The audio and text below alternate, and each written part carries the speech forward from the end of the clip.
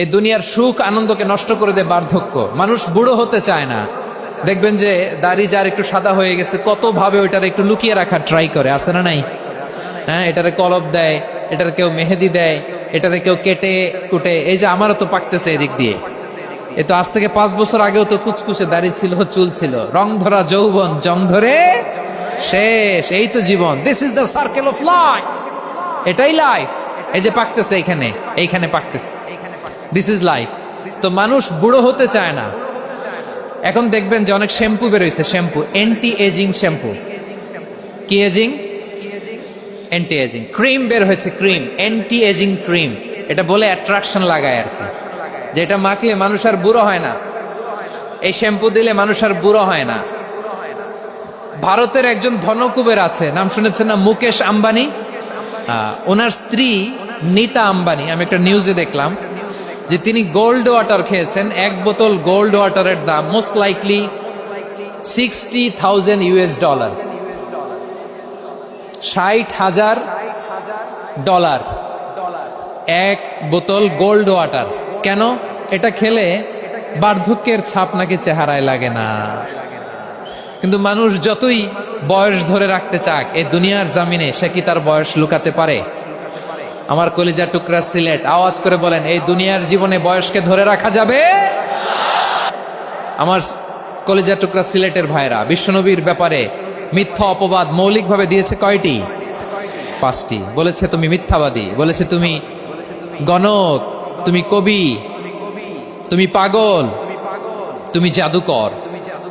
বিশ্বনবীকে যে 5টি অপবাদ দেয়া হলো, আল্লাহ তাআলা এটা সহ্য করেননি। এই 5টি অপবাদের বিপরীতে আল্লাহ তাআলা বিশ্বনবীর 5টি চমৎকার বৈশিষ্ট্য উল্লেখ করে সূরাতুল আহজাবের 2টি আয়াত নাজিল করেছেন। আওয়াজ করে পড়েন আল্লাহু আকবার।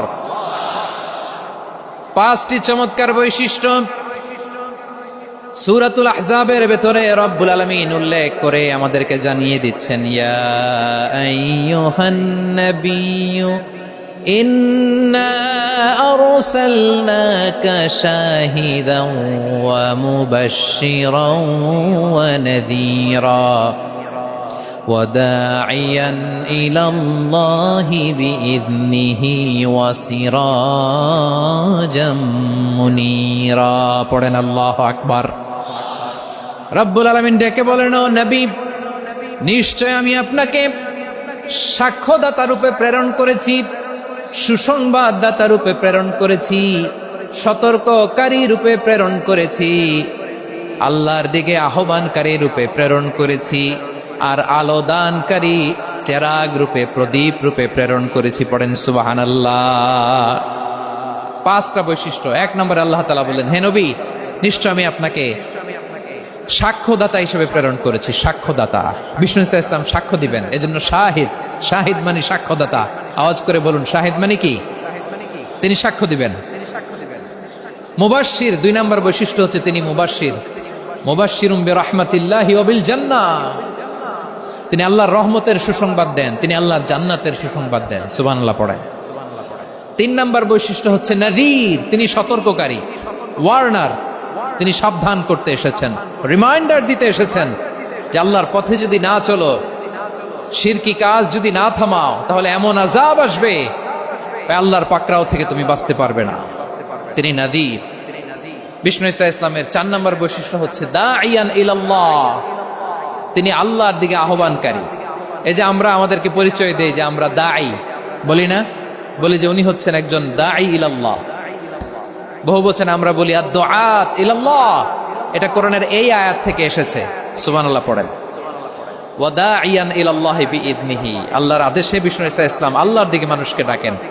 এবং বিষ্ণু ইসা ইসলামের 5 নম্বর বৈশিষ্ট্য হচ্ছে সিরাজাম মুনীরা, আলোদানকারী প্রদীপ, আলোকদীপ্ত প্রদীপ, যে আলো দিয়ে তিনি গোটা বিশ্বকে আলোকিত করেছেন। আওয়াজ করে পড়েন আল্লাহু আকবার।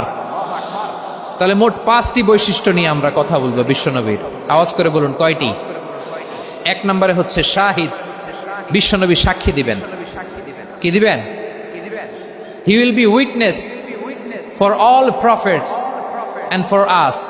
তিনি নবীদের উপরও সাক্ষী দিবেন, আবার উম্মতের উপরও সাক্ষী দিবেন। সুবহানাল্লাহ পড়েন।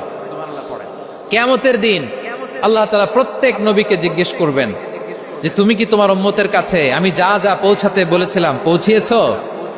নবীরা বলবে আল্লাহ আমি পৌঁছিয়েছি। নবীদের কথা ঠিক কিনা সত্য কিনা এর সপক্ষে তখন বিশ্বনবী সাক্ষী দিবেন। সুবহানাল্লাহ পড়েন।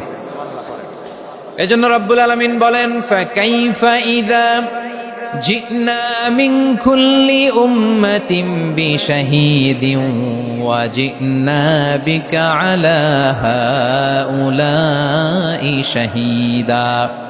তখন কেমন হবে যখন প্রতিটি উম্মত থেকে আমি একজনকে সাক্ষ্য হিসেবে বের করে আনবো, আর তাদের উপরে নবী আমি আপনাকে সাক্ষ্য বানাবো। পড়েন সুবহানাল্লাহ। তাহলে সব উম্মতের ব্যাপারে সেই উম্মতের নবীরা সাক্ষ্য দিবে, আর ওই নবীদের উপরে আমাদের নবী বিশ্বনবী সাক্ষ্য দিবেন। সুবহানাল্লাহ পড়েন। এজন্য বিশ্বনবী হচ্ছেন শাহিদ। শাহিদের আরেকটা ব্যাখ্যা হচ্ছে বিশ্বনবী সাল্লাল্লাহু আলাইহি ওয়াসাল্লাম আমাদের সাক্ষীর উপরে তিনি সাক্ষী দিবেন। তিনি নবীদেরও সাক্ষী, আবার আমাদের উপর উম্মতের উপরও সাক্ষী। সুবহানাল্লাহ পড়েন।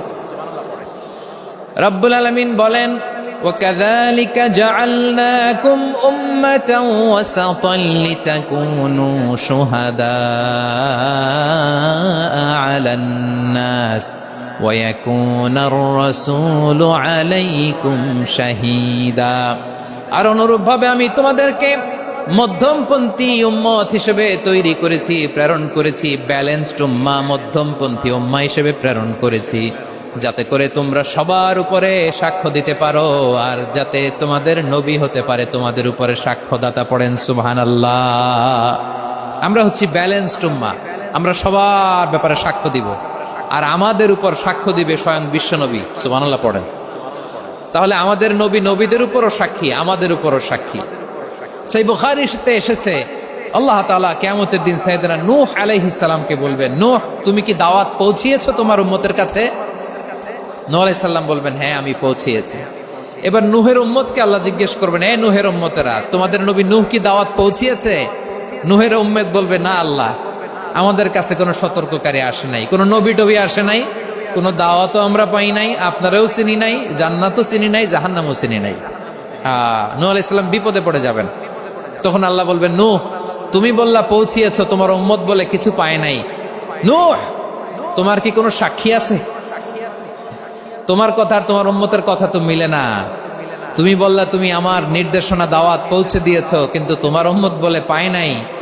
নূহ তোমার পক্ষে কোনো সাক্ষী আছে? নূহ আলাইহিস সালাম বলবেন আছে। কে? উম্মতে মুহাম্মাদী। তখন আমরা বলবো আল্লাহ, আল্লাহর নবী নূহ আলাইহিস সালাম তিনি আপনি যা যা বলেছেন ঠিক তা তা তার উম্মতের কাছে পৌঁছে দিয়েছে। এবার নূহের উম্মতের সাথে আমাদের ঝগড়া লাগবে। তারা বলবে তোমরা আসছো আমাদের হাজার হাজার বছর পরে, তোমরা কি করে জানলা? তোমাদের সাক্ষী ধর্তব্য হবে না? আমরা তখন বলবো আমাদের কোরআনে তোমাদের নবীর নামে আল্লাহ তাআলা একটা সূরা নাজিল করেছেন, সূরাতে নূহ। আওয়াজ করে পড়েন আল্লাহু আকবার। আমরা বলবো আমাদের কোরআনে তোমাদের নবীর কথা আল্লাহ আমাদেরকে জানিয়েছেন, দিন রাত এক করে তোমাদের কাছে তিনি দাওয়াত পৌঁছেছেন। তোমরা কানের মধ্যে হাত দিয়ে রাখতা, চেহারাটা কাপড় দিয়ে ঢেকে রাখতা, আল্লাহর নবী নূহকে পিটিয়ে ছালা দিয়ে পেঁচিয়ে তোমরা পাহাড়ে তুলে রেখে আসতা। সব আমরা জানি। আমরা যখন বলবো এই কথা, নূহের উম্মত চুপসে যাবে। তখন আমরা সত্য বলেছি কিনা এটা আল্লাহ তাআলা জানতে চাইবে বিশ্বনবীর কাছে। তখন বিশ্বনবী আমাদের পক্ষে সাক্ষী দিবেন। আওয়াজ করে বলেন আল্লাহু আকবার। এজন্য আল্লাহ বলেন নবী আপনি হচ্ছেন সাক্ষ্যদাতা, সব নবীদের উপর আপনি হবেন সাক্ষী, আবার আপনার উম্মতের সাক্ষীর উপর আপনি হবেন সাক্ষী। তার মানে নবী গো কিয়ামতের কঠিন ময়দানে আপনি হবেন রাজ সাক্ষী। বিশ্বনবী কি সাক্ষী? আওয়াজ করে বলেন রাজ সাক্ষী, সব সাক্ষীর বড় সাক্ষী। এজন্য বিশ্বনবীকে আল্লাহ তাআলা প্রথম যে বৈশিষ্ট্যটা দিয়েছেন সেটা হচ্ছেন শাহিদ। তিনি সাক্ষ্যদাতা, witness for all messenger of God and for all of us। সুবহানাল্লাহ পড়েন। তাহলে এক নাম্বার বৈশিষ্ট্য বুঝতে পেরেছেন? তাহলে আল্লাহ তাআলা বিশ্বনবীর 5টি বৈশিষ্ট্যের কথা বলেছেন। একটি বৈশিষ্ট্যের ব্যাপারে আমরা জানলাম, তিনি হচ্ছেন শাহিদ, সাক্ষ্যদাতা, সবার উপরে সাক্ষ্যদাতা। 2 নাম্বার বৈশিষ্ট্য হচ্ছে মুবাশশিরা, তিনি সুসংবাদদাতা।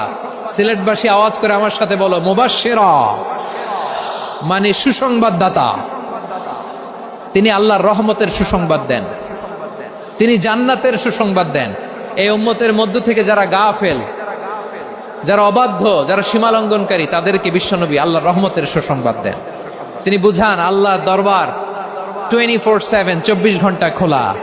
আপনি যত বড় পাপী হন, আপনি যতই অন্যায় করেন না কেন, আল্লাহর রহমতের দরিয়া, আল্লাহর রহমতের দরজা আপনার জন্য খোলা আছে না নেই?